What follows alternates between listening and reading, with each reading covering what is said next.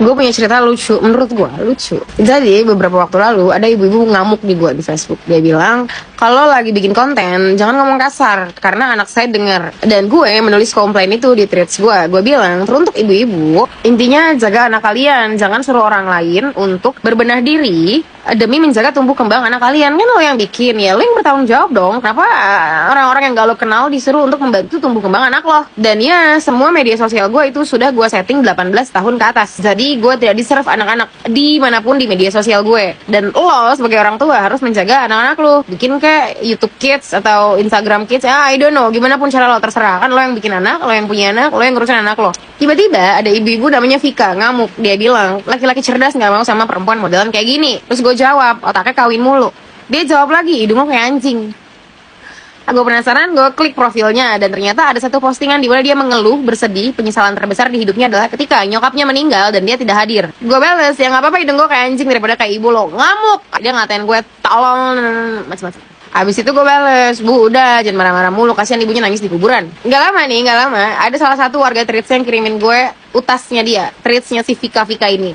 Yang dimana si Vika ini bercerita kalau dia lagi depresi. Pernikahannya setelah 10 tahun usai, lalu dia nikah lagi, tapi ternyata di pernikahan kedua dia merasa belum siap untuk menikah karena dia belum bisa jadi perempuan yang feminim.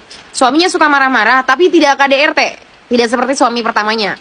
Suaminya tuh suka banting-banting barang dan dia stres banget karena dia lagi hamil 9 bulan. Tapi bukan di sini gongnya, tapi gongnya itu ada di utas dia yang kedua, yang dia ceritakan dia punya anak namanya A. Usianya 4,5 tahun, diajak tinggal di Bali di kos-kosan. Anaknya selalu merengek ingin sekolah, tapi dia gak mampu karena dia harus bayar utang, ini itu dan segala macamnya. Gue nggak tahu lah itu gimana hidupnya ya, pokoknya dia cerita kayak gitu.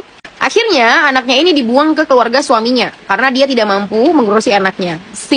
Bagaimana bisa kamu menyuruh orang lain untuk membantu tumbuh kembang anakmu padahal kamu sebagai orang yang melahirkan pun tidak bisa mengurusi anakmu? Ini fakta ini pahit dan banyak ibu-ibu yang gak suka sama gue. Dia merasa gue suka menghina ibu-ibu. Enggak, kalian duluan. Dan gue hanya menjelaskan fakta yang terjadi. Untuk apa kamu repot menyuruh orang lain mengurusi tumbuh kembang anakmu padahal kamu sendiri tidak memperlakukan anakmu itu sebagaimana dia anakmu. Dan lucunya orang kayak gitu yang udah 2 kali berarti ya dia gagal dalam pernikahan, gagal juga ngurusin anaknya.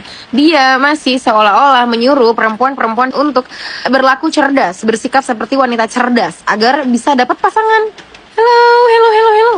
Hello, sadar ibu, sadar.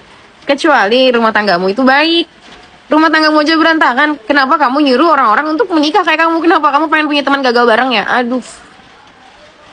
Bertobat.